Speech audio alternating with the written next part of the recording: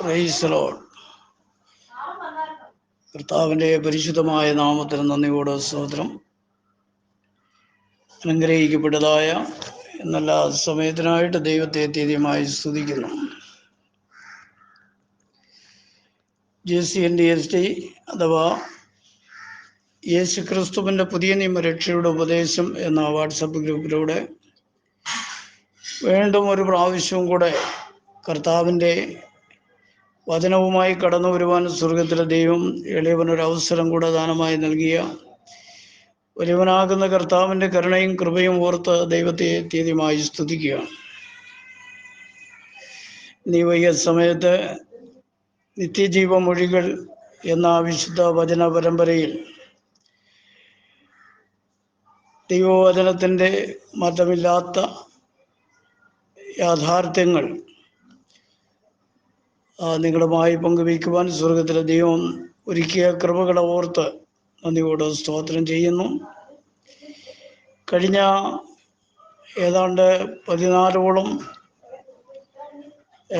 എപ്പിസോഡുകളിലായിട്ട് ദൈവമാർ എന്ന വിഷയം നിങ്ങളുമായിട്ട് ഷെയർ ചെയ്തുകൊണ്ടിരിക്കുകയാണല്ലോ. ഇന്ന് വൈകിയ സമയത്തും അതേ വിഷയം തന്നെയാണ് സംസാരിക്കപ്പെടുവാനായിട്ട് ആഗ്രഹിക്കുന്നത്. ദൈവം ആർ എന്ന വിഷയങ്ങളുമായിട്ട് നാം മനസ്സിലാക്കുമ്പോൾ നമ്മുടെ ദൈവത്തിൻ്റെ വിവിധ ഗുണവിശേഷങ്ങളും അവൻ്റെ സർവശക്തി, അവൻ്റെ സർവവ്യാപിത്വം, അവൻ്റെ സർവജ്ഞാനം എന്നീ നിലകളിൽ അവൻ്റെ മാറ്റമില്ലാത്ത അവസ്ഥയെ സംബന്ധിച്ച് നമ്മൾ അല്പമായി ചിന്തിക്കുവാനിടയായി. അവനെക്കുറിച്ച് ധാരാളം കാര്യങ്ങൾ നമുക്ക് പഠിക്കുവാനുണ്ട്. എന്നാൽ എല്ലാ കാര്യങ്ങളും നമുക്ക് പഠിക്കുവാൻ ചില പരിമിതികളുണ്ട്. എങ്കിലും അവനെക്കുറിച്ച് സാമാന്യ അറിവ് നമുക്കുണ്ടായിരിക്കേണ്ടതും ആവശ്യമാണ്. ലോകം മുഴുവനും ദൈവത്തെ സംബന്ധിച്ച് വ്യത്യസ്ത നിലകളിൽ പഠിപ്പിക്കുകയും വ്യത്യസ്തമാകുന്ന വിശ്വാസത്തിലൂടെ ലോകം മുൻപോട്ട് കടന്നു പോകുമ്പോൾ തിരുവെഴുത്തുകൾ എന്ത് പറയുന്നു എന്നതാണ് നമ്മെ സംബന്ധിച്ചിടത്തോളം വളരെ പ്രാധാന്യമർഹിക്കുന്നതായ കാര്യം. അതുമായിട്ട് ബന്ധപ്പെട്ട് ചില കാര്യങ്ങൾ ഇന്നീ വൈകിയ സമയത്ത് നിങ്ങളെ ഓർമ്മപ്പെടുത്തുവാനായിട്ടാണ് താല്പര്യപ്പെടുന്നത്. സ്തോത്രം. ദൈവത്തിൻ്റെ മുൻനിർണയങ്ങൾ ദിവ്യജ്ഞാനത്തിൽ അടിസ്ഥാനപ്പെട്ടിരിക്കുന്നു എന്ന് തിരുവെഴുത്തുകളിൽ കാണുവാൻ കഴിയുന്നു. ദൈവത്തിൻ്റെ മുൻനിർണയങ്ങളാണ് നാം ഇന്ന് ഈ ലോകത്തിൽ കാണുന്ന സകല കാര്യങ്ങളും എന്നുള്ളതിന് യാതൊരു തർക്കവുമില്ല. സ്തോത്രം. അത് ദൈവത്തിൻ്റെ ദിവ്യമായ ജ്ഞാനത്തിൻ്റെ അടിസ്ഥാനത്തിൽ ഉൾപ്പെട്ടിരിക്കുന്നതാണ് എന്ന് വളരെ വ്യക്തമായിട്ട് നമുക്ക് പഠിക്കുവാനായിട്ട് കഴിയുന്നു. സ്തോത്രം. ചില വേദഭാഗങ്ങൾ ഈ വിഷയത്തോട് ബന്ധപ്പെട്ട് വായിക്കുവാൻ താല്പര്യപ്പെടുകയാണ്. അന്ത്യകാലമാണ്. കർത്താവിൻ്റെ വരവ് നമ്മോട് ഏറ്റവും സമീപമായിരിക്കയാൽ കർത്താവിൻ്റെ വരവെങ്കിൽ നമ്മിൽ ആരും കൈവിടപ്പെട്ടു പോകുവാൻ ഇടവരാതിരിക്കേണ്ടതിന് ദൈവവചനത്തിൻ്റെ സത്യങ്ങൾക്കൊത്തവണ്ണം നമ്മുടെ ക്രിസ്തീയ ജീവിതം നയിക്കുവാൻ നാം തയ്യാറാകേണ്ടത് ആവശ്യമാണ്. മറ്റേതെങ്കിലും മാനുഷികമായോ പൈശാചികമായോ കടന്നു കയറുന്ന ഉപദേശങ്ങളെ സ്വീകാര്യമാക്കുകയും ക്രിസ്തീയ ജീവിതം നയിച്ച് വിജയകരമായി മുൻപോട്ട് പോകാമെന്ന് ധരിച്ചാൽ അത് ഒരിക്കലും സാധ്യമല്ല.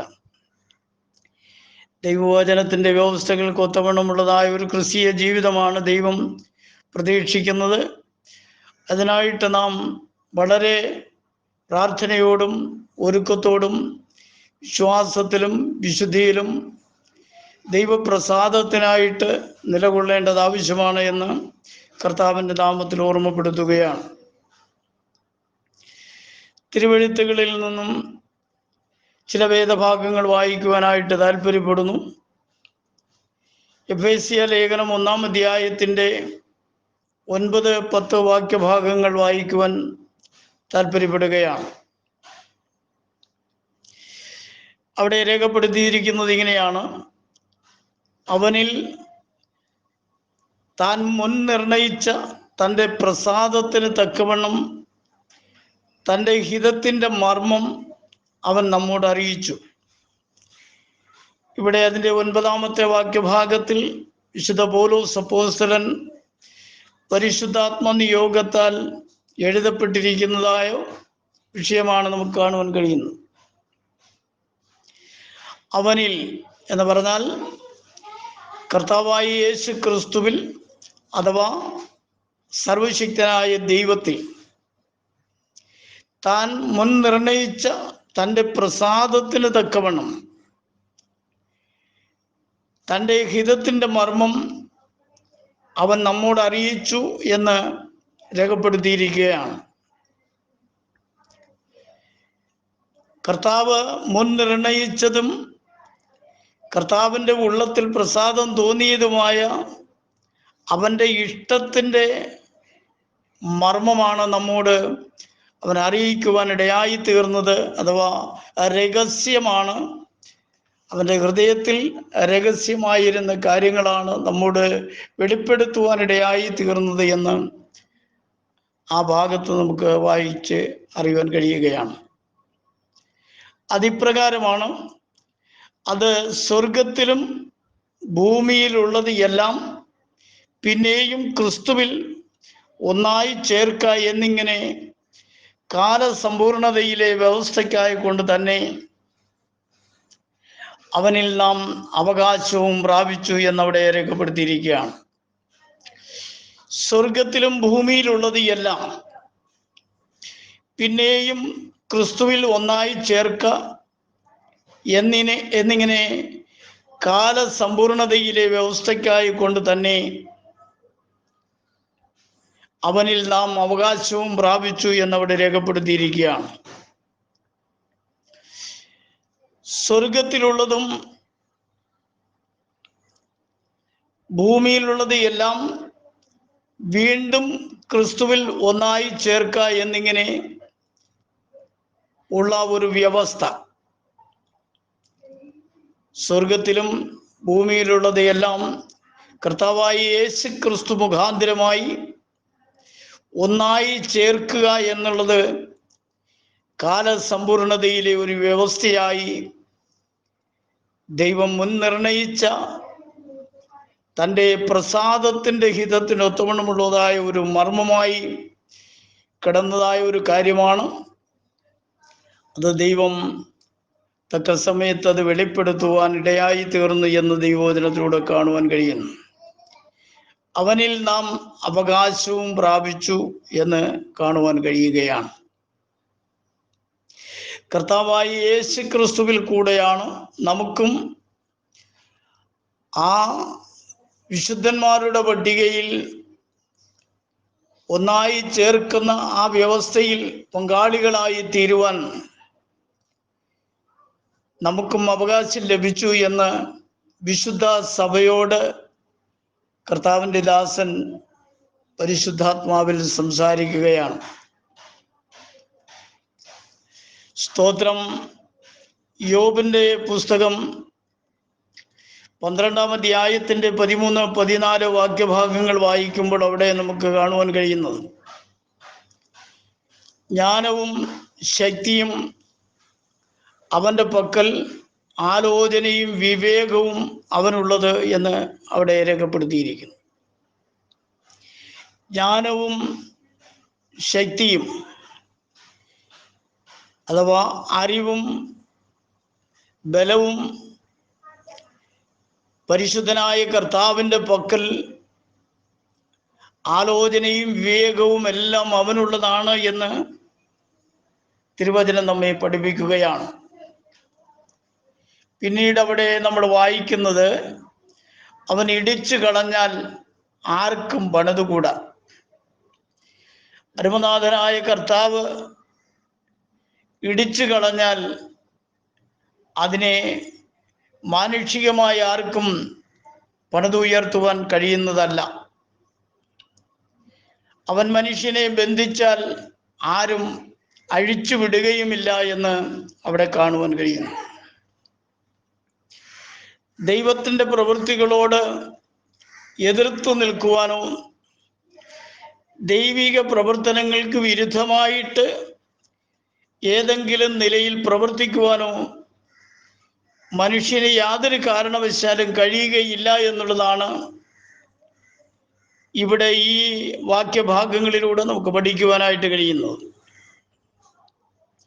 ദൈവത്തിൻ്റെ പ്രവർത്തനം അത്ര അഗാധവും അഗോചരവുമാകുന്നു എന്ന് തിരുവചനം വെളിപ്പെടുത്തുകയാണ്.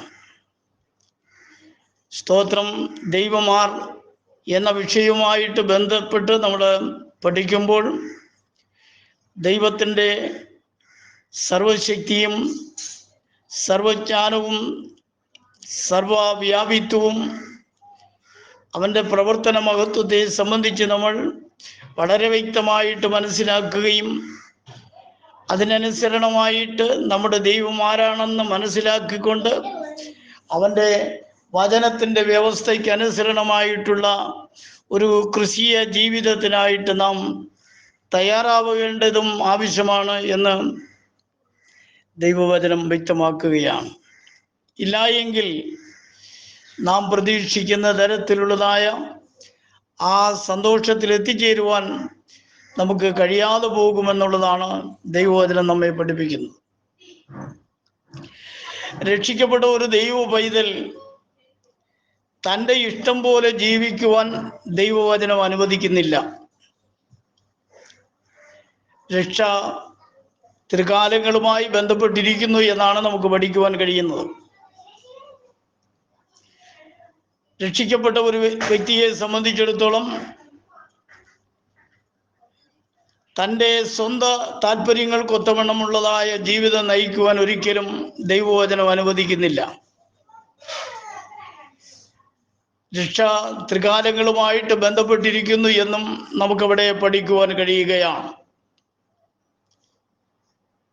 റോമാലേഖനം 8-ാം അധ്യായത്തിൻ്റെ 24-25 വാക്യഭാഗങ്ങൾ നാം വായിക്കുമ്പോൾ, പ്രത്യാശയാലല്ലോ നാം രക്ഷിക്കപ്പെട്ടിരിക്കുന്നത്, കാണുന്ന പ്രത്യാശയോ പ്രത്യാശയല്ല. ഒരുത്തൻ കാണുന്നതിനായി പ്രത്യാശിക്കുന്നത് എന്തിന്? നാം കാണാത്തതിനായി പ്രത്യാശിക്കുന്നു എങ്കിലോ അതിനായി ക്ഷമയോടെ കാത്തിരിക്കുന്നു എന്ന് വിശുദ്ധ പൗലോസ് അപ്പോസ്തലൻ അവിടെ രേഖപ്പെടുത്തിയിരിക്കുകയാണ്. നാം കാണാത്തതായ ഒരു പ്രത്യാശയ്ക്ക് വേണ്ടിയുള്ളതായ കാത്തിരിപ്പിലാണ്.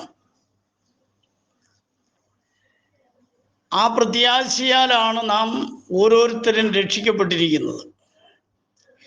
രക്ഷിക്കപ്പെട്ട ഒരു ദൈവ പൈതൽ ഒരിക്കലും പിന്നീട് തൻ്റെ സ്വന്തം ഇഷ്ടപ്രകാരം ജീവിക്കുവാൻ ദൈവവചനം അനുവദിക്കുന്നില്ല.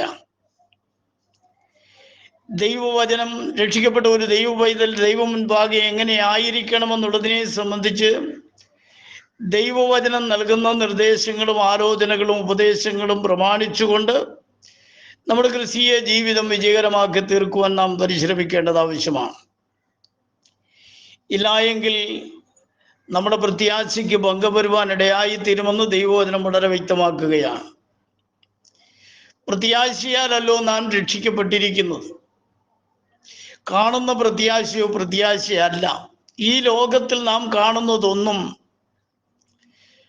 ശാശ്വതമല്ല, അതൊരു പ്രത്യാശയായി കാണുവാൻ കഴിയുന്നതുമല്ല. ഈ ലോകത്തിൽ കാണുന്നതിനായി ഒരുവൻ എന്തിനു വേണ്ടി പ്രത്യാശിക്കുന്നു എന്നാണ് ദൈവവചനം ചോദിക്കുന്നത്. എന്നാൽ നാം കാണാത്തതിനായി പ്രത്യാശിക്കുന്നു എങ്കിലോ അതിനായി ക്ഷമയോടെ കാത്തിരിക്കുന്നു എന്നാണ് അവിടെ വിശുദ്ധ അപ്പോസ്തലൻ ഓർമ്മപ്പെടുത്തുന്നത്. കാണാത്തതിനായി അഥവാ ഉയരത്തിലുള്ളതിനായിട്ട് നാം പ്രത്യാശിക്കുന്നു എങ്കിലോ അത് നാം പ്രാപിക്കുവോളം, അത് നമ്മുടെ ജീവിതത്തിൽ അനുഭവമാകുവോളം വളരെ ക്ഷമയോടെ നാം കാത്തിരിക്കേണ്ടത് ആവശ്യമാണ്. ദൈവികമാകുന്ന കാര്യങ്ങൾക്ക് വേണ്ടി പല കാര്യങ്ങൾക്കും ദൈവ മുൻപാകെ നാം പ്രാർത്ഥിക്കുന്നവരാണ്, അപേക്ഷ കഴിക്കുന്നവരാണ്. എന്നാൽ നമ്മുടെ പ്രാർത്ഥനയ്ക്കും അപേക്ഷയ്ക്കും നാം പ്രതീക്ഷിക്കുന്നത് പോലെ തക്ക സമയത്ത് മറുപടി ലഭിക്കണമെന്നില്ല.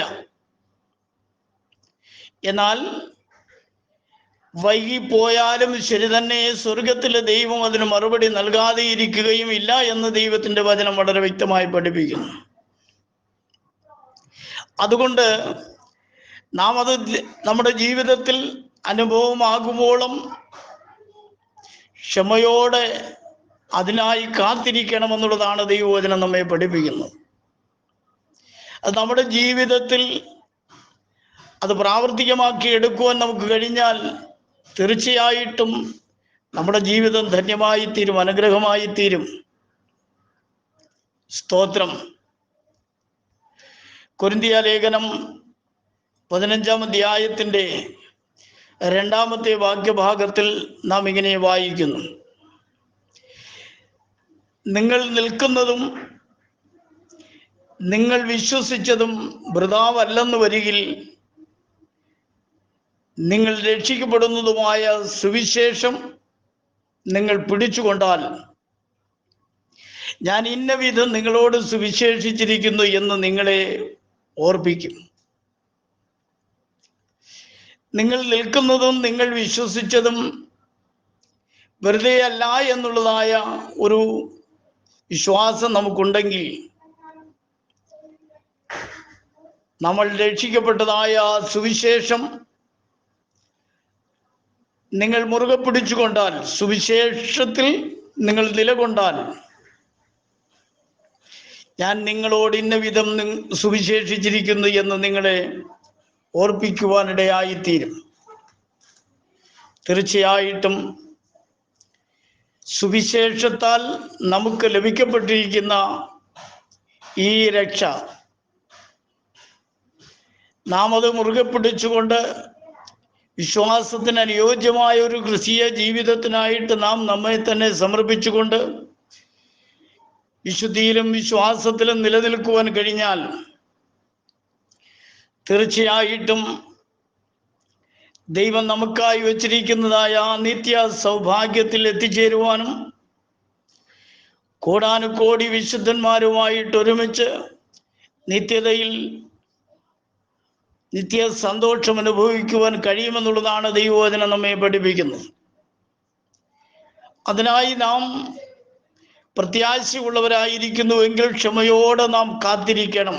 അത് പ്രാപിക്കുവോളം, അത് അനുഭവമാകുവോളം നാം കാത്തിരിക്കണം എന്നുള്ളതാണ് ദൈവവചനം നമ്മെ ഓർമ്മപ്പെടുത്തുന്നത്. സ്തോത്രം. നാം പ്രതീക്ഷിച്ചതുപോലെ കാര്യങ്ങൾ അത്ര വേഗത്തിൽ നടക്കുന്നില്ല എന്ന് കണ്ടുകൊണ്ട് പിന്നെ നമ്മുടെ സ്വന്തം താല്പര്യത്തിലേക്ക് തിരിയുകയല്ല, അത് നാം പ്രാപിക്കുവോളം നാം ക്ഷമയോടെ കാത്തിരിക്കണമെന്നുള്ളതാണ്. നാം രക്ഷിക്കപ്പെട്ടുകൊണ്ടിരിക്കുന്നു, നാം രക്ഷിക്കപ്പെടും എന്നിങ്ങനെ ത്രികാലങ്ങളുമായിട്ട് ബന്ധപ്പെട്ടാണ് രക്ഷ നിയമിക്കപ്പെട്ടിരിക്കുന്നത് എന്ന് നമുക്ക് മനസ്സിലാക്കുവാൻ കഴിയുന്നു. ഒരു വ്യക്തി രക്ഷിക്കപ്പെട്ടു എന്നതുകൊണ്ട് രക്ഷയുടെ പൂർണ്ണതയിൽ എത്തിച്ചേരുവാൻ കഴിയുന്നതല്ല. അവൻ്റെ ദൈനംദിന ജീവിതത്തിൽ അവൻ രക്ഷിക്കപ്പെട്ടുകൊണ്ടേയിരിക്കണം. അങ്ങനെ അവൻ്റെ ജീവിതത്തിൽ ആ രക്ഷയുടെ പൂർണ്ണതയിൽ എത്തിച്ചേരുവാൻ ഇടയാകുന്നത് വരെയും രക്ഷിക്കപ്പെട്ടുകൊണ്ടിരിക്കണമെന്നുള്ളതാണ് ദൈവവചനം നമ്മെ പഠിപ്പിക്കുന്നത്. രക്ഷ ത്രികാലങ്ങളുമായി ബന്ധപ്പെട്ടിരിക്കുന്നു എന്ന് പറയുമ്പോൾ രക്ഷിക്കപ്പെട്ടുകൊണ്ടിരിക്കുന്നു, നാം രക്ഷിക്കപ്പെടും. ഇങ്ങനെ 3 കാലങ്ങളുമായി ബന്ധപ്പെട്ട് രക്ഷ സ്ഥിതി ചെയ്യുന്നു എന്നാണ് ദൈവവചനത്തിലൂടെ കാണുവാൻ കഴിയുന്നത്. രക്ഷിക്കപ്പെട്ട വ്യക്തി ദൈവിക വ്യവസ്ഥയ്ക്ക് അനുസരണമായി ജീവിക്കണം, ഇല്ല എങ്കിൽ രക്ഷ നഷ്ടപ്പെട്ടു പോകുമെന്നും പഠിക്കുവാൻ കഴിയുന്നു.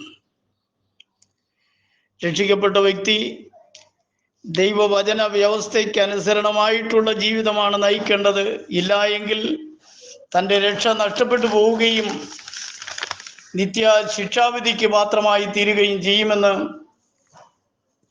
ദൈവവചനം വളരെ വ്യക്തമായി ഓർമ്മപ്പെടുത്തുകയാണ്. ഒരിക്കൽ രക്ഷിക്കപ്പെട്ടാൽ ആ രക്ഷ നഷ്ടപ്പെടുകയില്ല എന്നുള്ളതായ ധാരണ തെറ്റാണ്.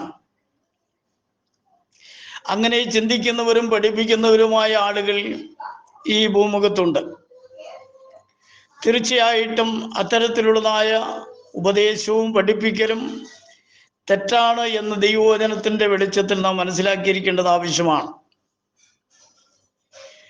ഒരിക്കൽ രക്ഷിക്കപ്പെട്ടു എന്നതുകൊണ്ട് എക്കാലവും ആ രക്ഷ നിലനിൽക്കും എന്ന് നാം തെറ്റിദ്ധരിക്കരുത്. രക്ഷ നിത്യമാണ്, പക്ഷേ പാപം കടന്നു കയറുവാൻ സാധിക്കരുത്, ഇടയാകരുത്. പാപം ജീവിതത്തിൽ കടന്നു വന്നാൽ രക്ഷ നഷ്ടപ്പെട്ടു പോകുവാനുള്ളതായ സാധ്യതയുണ്ട്. കൃപയാലുള്ള രക്ഷ ഒരുവന്റെ ജീവിത വിശുദ്ധിയുടെ അടിസ്ഥാനത്തിലാണ് നിലനിൽക്കുന്നത് എന്ന് പഠിക്കുവാൻ കഴിയുന്നു. കൃപയാലാണ് നാം രക്ഷിക്കപ്പെടുന്നത് എന്ന് പറഞ്ഞാൽ അർഹതയില്ലാത്ത ദാനമാണ് നാം രക്ഷിക്കപ്പെടുന്നതിലൂടെ ദൈവം നമുക്ക് നൽകിയിരിക്കുന്നത്. അത് നിലനിൽക്കുന്നത് അവൻ്റെ ജീവിത വിശുദ്ധിയുടെ അടിസ്ഥാനത്തിലാണ് എന്ന് പഠിക്കുവാൻ കഴിയുന്നു. ജീവിത വിശുദ്ധി നിലനിർത്തുവാൻ കഴിയാതെ ലോകപരമായ കാര്യങ്ങളിലോ ജഡസംബന്ധമായ വിഷയങ്ങളിലോ ഒക്കെ ഇടപെട്ട് പാപത്തിൻ്റെ നിലപാടുകളിലേക്ക് തിരിയുന്ന ഒരു വ്യക്തിക്ക് രക്ഷയുടെ പൂർണ്ണത അനുഭവിക്കുവാൻ കഴിയുകയില്ല. നിത്യരാജ്യത്തിൽ അവന് പങ്കാളിത്തം വഹിക്കുവാൻ കഴിയാതെ പോകും. നിത്യത അവന് നഷ്ടമാകുമെന്ന് ദൈവവചനം പഠിപ്പിക്കുകയാണ്. കൊരിന്ത്യർക്ക് എഴുതിയ 2-ാമത്തെ ലേഖനം 5-ാം അധ്യായത്തിൻ്റെ 10-ാമത്തെ വാക്യഭാഗത്തിൽ വിശുദ്ധ പൗലോസ് പറയുന്നത്, അവനവൻ ശരീരത്തിലിരിക്കുമ്പോൾ ചെയ്യുന്നത് നല്ലതാകലും തീയതാകലും അതിന് തക്കവണ്ണം പ്രാപിക്കേണ്ടതിന് നാം എല്ലാവരും ക്രിസ്തുവിൻ്റെ ന്യായാസനത്തിൻ്റെ മുൻപാകെ വെളിപ്പെടേണ്ടതാകുന്നു എന്നാണ്. നാം ശരീരത്തിലിരിക്കുമ്പോൾ ചെയ്യുന്ന പ്രവൃത്തികൾ നല്ലതാകലും തീയതാകലും അതിന് തക്കവണ്ണമാണ് പ്രതിഫലം ലഭിക്കുവാൻ പോകുന്നത്. ഏതൊരു മനുഷ്യനും കർത്താവായ യേശു ക്രിസ്തുവിൻ്റെ ന്യായാസനത്തിൻ്റെ മുൻപാകെ വെളിപ്പെട്ടേ മതിയാവും. സ്തോത്രം. മറ്റേതെങ്കിലും അവസ്ഥയിലൂടെ കുറുക്കു വഴികളിലൂടെ ദൈവരാജ്യത്തിൽ കടന്നിയെല്ലാമെന്ന് ധരിച്ചാൽ അത് അപകടകരമാണ്. സ്തോത്രം. അതുകൊണ്ട് നാം ശരീരത്തിൽ വസിക്കുമ്പോൾ ദൈവവചനത്തിൻ്റെ വ്യവസ്ഥയ്ക്ക് ഒത്തവണ്ണമുള്ളതായ നല്ല കാര്യങ്ങൾ ചെയ്തുകൊണ്ട് നല്ലതിൻ്റെതായ ഫലങ്ങൾ പ്രാപിക്കേണ്ടതിന് ക്രിസ്തുവിൻ്റെ ന്യായാസനത്തിന് മുൻപാകെ നാം വെളിപ്പെടണം.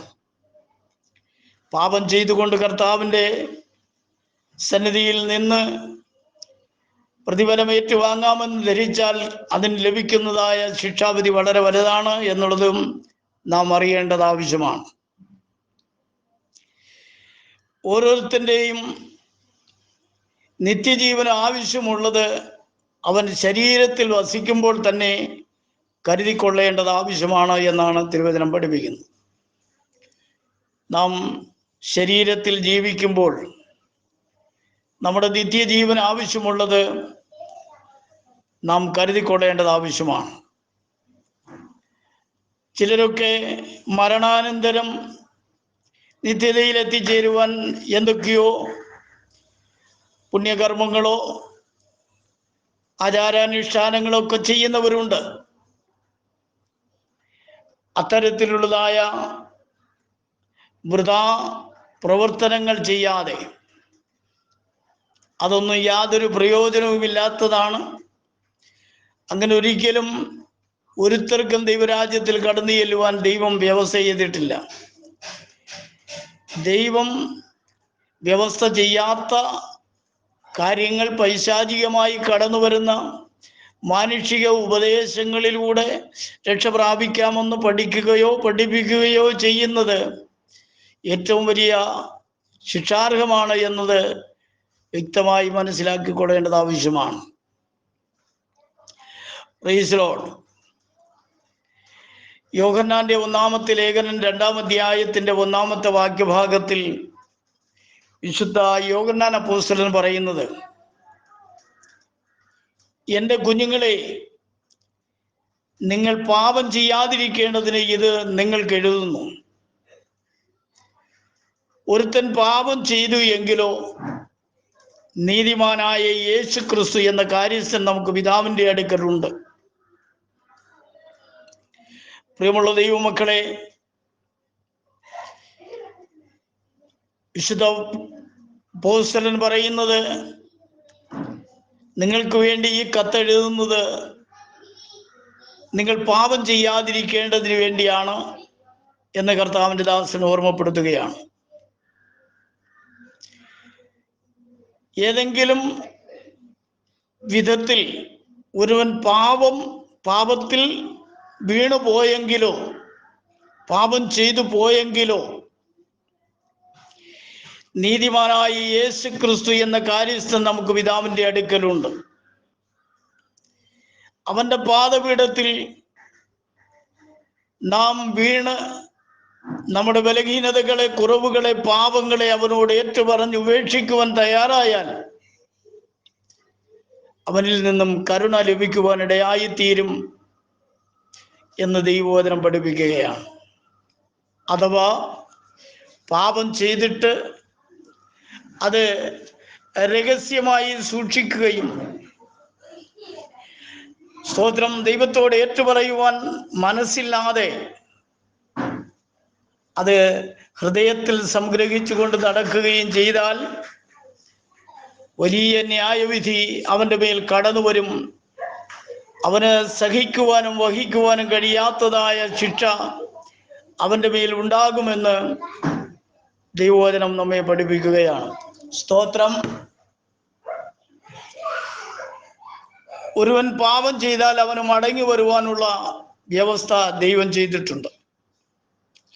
അവൻ്റെ മരണത്തിന് മുമ്പ് അവൻ മടങ്ങി വന്ന് അവൻ്റെ പാപങ്ങളെ ഏറ്റുപറഞ്ഞ് ഉപേക്ഷിച്ച് നീതീകരണവും ശുദ്ധീകരണവും പ്രാപിക്കണം എന്ന് ദൈവവചനം ആവശ്യപ്പെടുകയാണ്.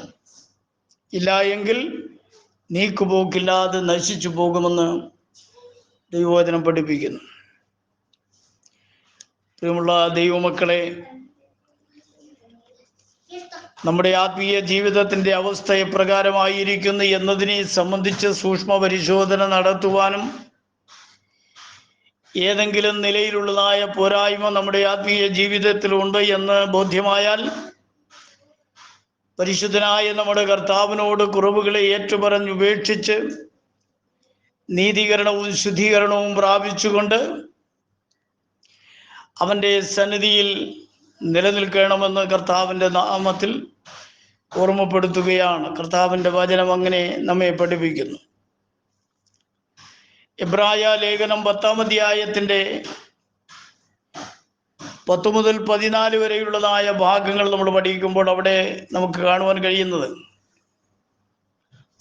ആ ഇഷ്ടത്തിൽ നാം യേശു ക്രിസ്തു ഒരിക്കലായി കഴിച്ച യാഗത്താൽ വിശുദ്ധീകരിക്കപ്പെട്ടിരിക്കുന്നു. യേശു ക്രിസ്തു നമുക്ക് വേണ്ടി ഒരിക്കലായി കഴിച്ച യാഗത്താൽ വീണ്ടെടുക്കപ്പെട്ട ദൈവമക്കൾ ശുദ്ധീകരണം പ്രാപിച്ചിരിക്കുന്നു എന്ന് നമുക്ക് കാണുവാൻ കഴിയുകയാണ്. ഏതു പുരോഹിതനും ദിവസേന ശുശ്രൂഷിച്ചും പാപങ്ങളെ പരിഹരിപ്പാൻ ഒരു നാൾ കഴിയാത്ത അതേ യാഗങ്ങളെ കൂടെ കൂടെ കഴിച്ചുകൊണ്ട് നിൽക്കുന്നു. ഭൂമിയിലുള്ളതായ പുരോഹിതന്മാർ ദിവസേന ശുശ്രൂഷ കഴിക്കുന്നു. ഒരിക്കലും പാപങ്ങളെ പരിഹരിപ്പാൻ കഴിയാത്ത യാഗം കൂടെ കൂടെ കഴിച്ചുകൊണ്ടിരിക്കുന്നു എന്നാണ് ദൈവവചനത്തിലൂടെ കാണുവാൻ കഴിയുന്നത്. എന്നാൽ അതിൻ്റെ അടുത്ത ഭാഗം വായിക്കുന്നത്, യേശുവോ പാപങ്ങൾക്ക് വേണ്ടി ഏക യാഗം കഴിച്ചിട്ട് എന്നേക്കും ദൈവത്തിൻ്റെ വലത്തുഭാഗത്തിരുന്നു കൊണ്ട് തൻ്റെ ശത്രുക്കൾ തൻ്റെ പാദപീഠമാകുവോളം കാത്തിരിക്കുന്നു എന്നാണ് നമുക്കവിടെ കാണുവാൻ കഴിയുന്നത്. യേശുക്രിസ്തുവിൻ്റെ ഏക യാഗത്താൽ എന്നേക്കുമുള്ളതായ വിമോചനം സ്വർഗത്തിലെ ദൈവം നൽകിയിരിക്കുകയാണ്. കർത്താവ് ദൈവസന്നിധിയിൽ തൻ്റെ ശത്രുക്കൾ തൻ്റെ പാദപീഠമാകുവോളം കാത്തിരിക്കുന്നു എന്നാണ് വചനത്തിലൂടെ നമുക്ക് കാണുവാൻ കഴിയുന്നത്. അതിൻ്റെ അടുത്ത വാക്യഭാഗത്തിൽ ഇങ്ങനെയാണ് രേഖപ്പെടുത്തിയിരിക്കുന്നത്, ഏക യാഗത്താൽ അവൻ വിശുദ്ധീകരിക്കപ്പെടുന്നവർക്ക് സദാകാലത്തേക്കും സൽഗുണപൂർത്തി വരുത്തിയിരിക്കുന്നു എന്നാണ്. യേശു ക്രിസ്തു കാൽവറിയിൽ യാഗമായി തീർന്ന ആ ഏക യാഗത്താൽ വിശുദ്ധീകരിക്കപ്പെടുന്നവർക്ക് സദാകാലത്തേക്കും സൽഗുണപൂർത്തി വരുത്തിയിരിക്കുന്നു എന്ന് അവിടെ രേഖപ്പെടുത്തിയിരിക്കുകയാണ്. പുരോഹിതന്മാർ ദിവസേന ശുശ്രൂഷിച്ചും പാപങ്ങളെ പരിഹരിപ്പാൻ ഒരു നാളും കഴിയാത്ത അതേ യാഗങ്ങളെ കൂടെ കൂടെ കഴിച്ചുകൊണ്ട് നിൽക്കുന്നു. എന്നാൽ നമ്മുടെ കർത്താവായ യേശു ക്രിസ്തുവോ പാപങ്ങൾക്ക് വേണ്ടി ഏക യാഗം കഴിച്ചിട്ട് എന്നേക്കും ദൈവത്തിൻ്റെ വലത്തുഭാഗത്തിരിക്കുകയാണ്. സ്തോത്രം. യാഗത്താൽ അവൻ വിശുദ്ധീകരിക്കപ്പെടുന്നവർക്ക് സദാകാലത്തേക്കും സൽഗുണപൂർത്തി വരുത്തിയിരിക്കുന്നു. നാം നമ്മുടെ പാപത്തിന് മരിച്ച് നീതിക്കായി ജീവിക്കേണ്ടതിന് വിശുദ്ധീകരണത്തിനായിട്ട് നമ്മെ ദൈവകരങ്ങളിൽ ഏൽപ്പിച്ചുകൊണ്ട് വിശുദ്ധീകരിക്കപ്പെട്ടവരായി നിൽക്കുന്നു എങ്കിൽ സദാകാലത്തേക്കും നമുക്ക് സൽഗുണപൂർത്തി അവൻ വരുത്തിയിരിക്കുന്നു എന്ന് ദൈവവചനത്തിലൂടെ കാണുവാൻ കഴിയുന്നു. തെസ്സലോനിക്കർക്ക് എഴുതിയ 1-ാമത്തെ ലേഖനം 4-ാം അധ്യായത്തിൻ്റെ 3-ാമത്തെ വാക്യഭാഗത്തിൽ നാം വായിക്കുന്നത് ഇങ്ങനെയാണ്, ദൈവത്തിൻ്റെ ഇഷ്ടമോ നിങ്ങളുടെ ശുദ്ധീകരണം തന്നെ. ഓരോ ദൈവ പൈതലും വിശുദ്ധിയോടെ ജീവിക്കണമെന്നുള്ളതാണ് ദൈവം പ്രതീക്ഷിക്കുന്നത്. ദൈവത്തിൻ്റെ ഇഷ്ടം ഓരോ ദൈവ പൈതലിൻ്റെയും ശുദ്ധീകരണം തന്നെയാണ് എന്ന് ദൈവവചനം നമ്മെ പഠിപ്പിക്കുന്നു. സ്തോത്രം. ശുദ്ധീകരണം കൂടാതെ ആർക്കും ദൈവത്തെ പ്രസാദിപ്പിക്കാനായിട്ട് സാധ്യമല്ല.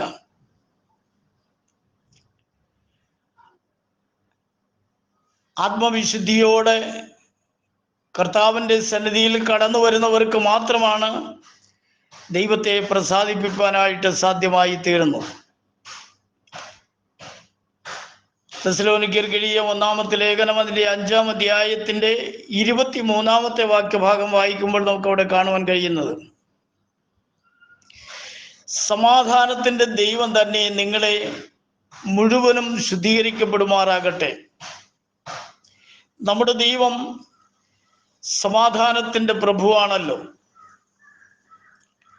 സമാധാനത്തിൻ്റെ ദൈവം തന്നെ നിങ്ങളെ മുഴുവനും ശുദ്ധീകരിക്കപ്പെടുമാറാകട്ടെ എന്ന് കർത്താവിൻ്റെ ദാസൻ അവിടെ ഓർമ്മപ്പെടുത്തുകയാണ്.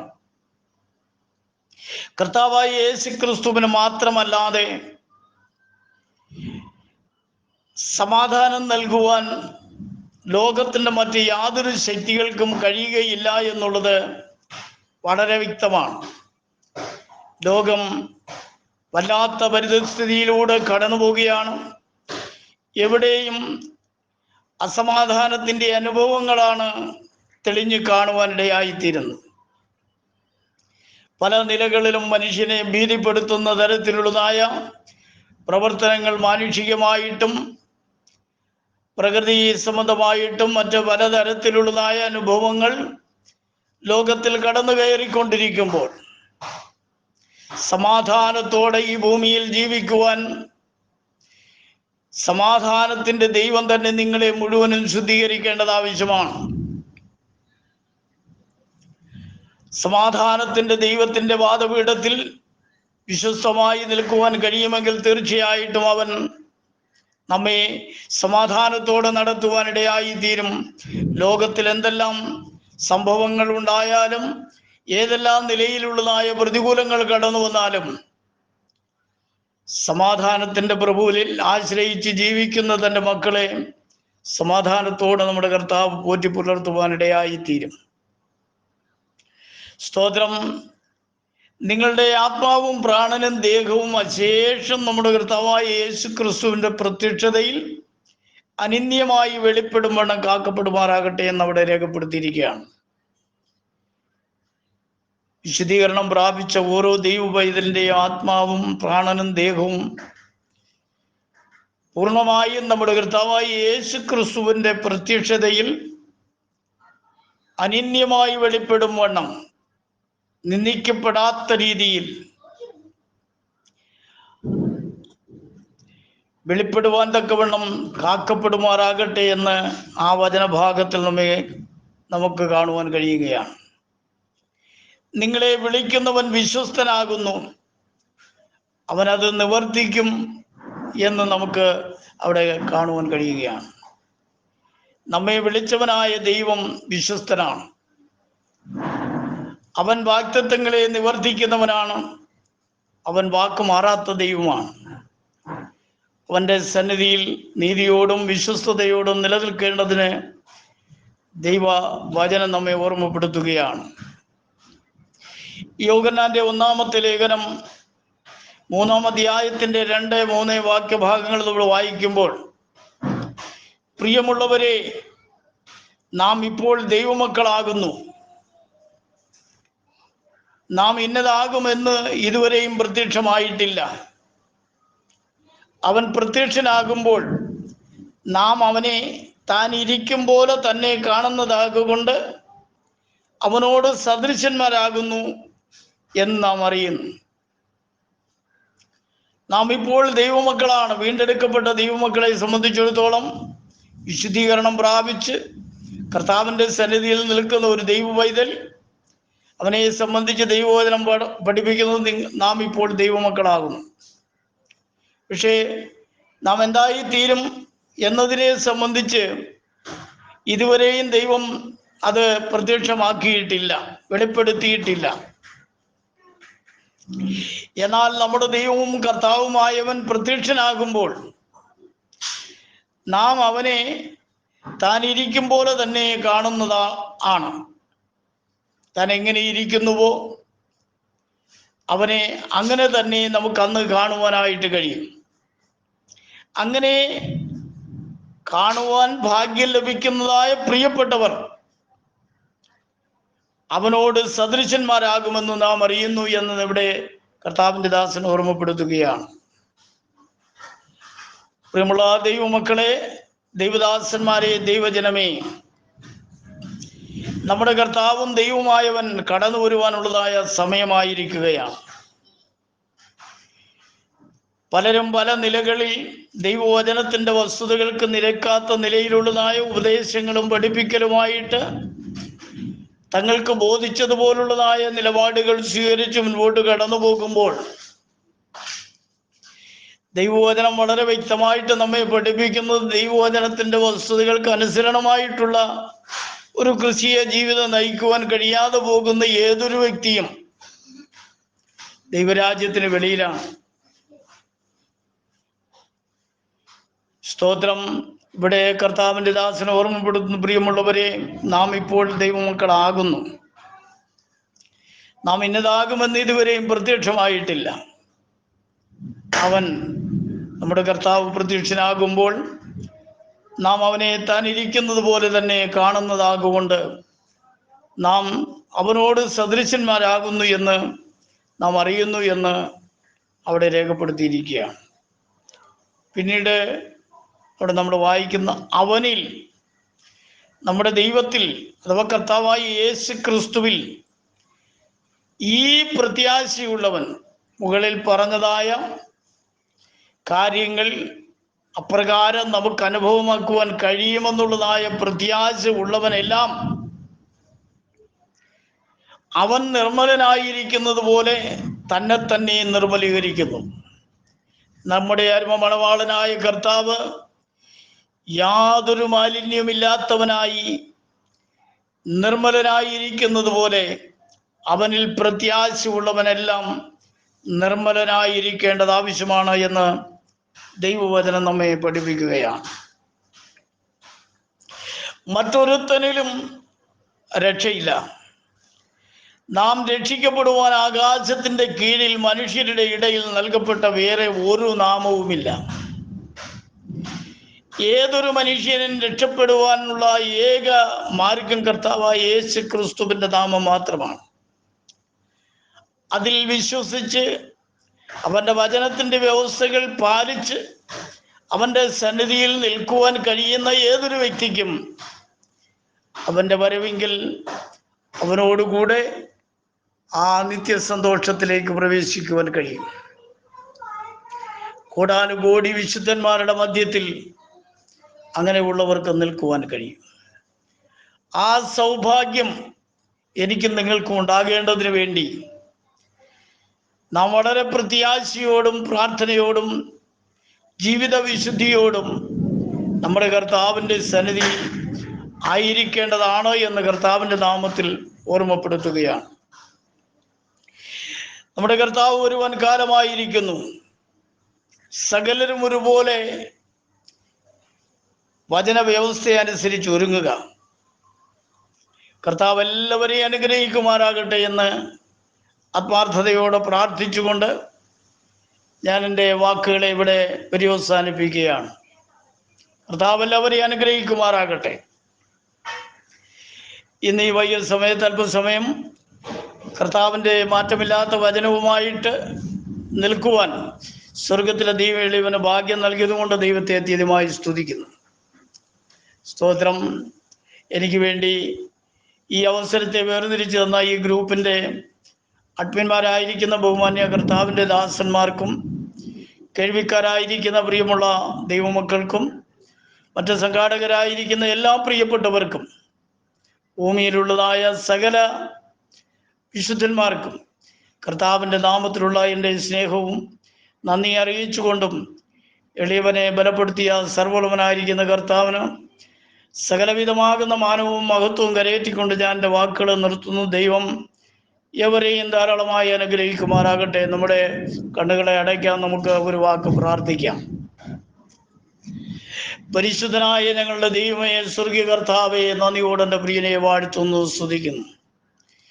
അല്പനിമിഷങ്ങൾ നിന്റെ വചനവുമായിട്ട് തിരുമുമ്പിൽ നിൽക്കുവാൻ സ്വർഗത്തിലെ ദൈവയുടെ ഭാഗ്യം നൽകിയത് കൊണ്ട് നാഥാ നിന്നെ സ്തുതിക്കുന്നു. കർത്താവേ, ഹല്ലേലൂയ. സ്തോത്രം.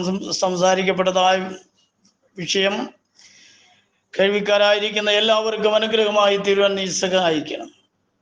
ഈ ഗ്രൂപ്പിനെ അനുഗ്രഹിക്കണമേ. ഇതിൻ്റെ പ്രവർത്തനങ്ങളെയും പ്രവർത്തകരെ അനുഗ്രഹിക്കണമേ. സകലവും നിന്റെ നാമത്തിൻ്റെ മഹത്വത്തിനും പുകഴ്ചയ്ക്കുമാകേണ്ടതിന് നീ സഹായിച്ചാട്ട്. ഞങ്ങളുടെ ദൈവം ആരാണെന്ന് വ്യക്തമായിട്ട് അറിഞ്ഞുകൊണ്ട് ഞങ്ങളുടെ ദൈവത്തെ സ്നേഹിക്കുവാനും സേവിക്കുവാനും നീ അടികൾ കൃപ നൽകുകയാണ്. പ്രാർത്ഥന പ്രിയൻ കേട്ടതുകൊണ്ട് സ്തോത്രം. സകലമാനവും മഹത്വവും പഞ്ചിക്കട്ടെ. നിന്റെ വരവിനായിട്ട് ഒരുക്കണം. അന്ത്യത്തോളം ചിറകടിൽ സൂക്ഷിക്കണം. യേശു ക്രിസ്തുവിൻ്റെ തന്നെയുള്ള നാമത്തിൽ തന്നെ ആമേൻ. Praise the Lord. സ്തോത്രം, സ്തോത്രം, സ്തോത്രം.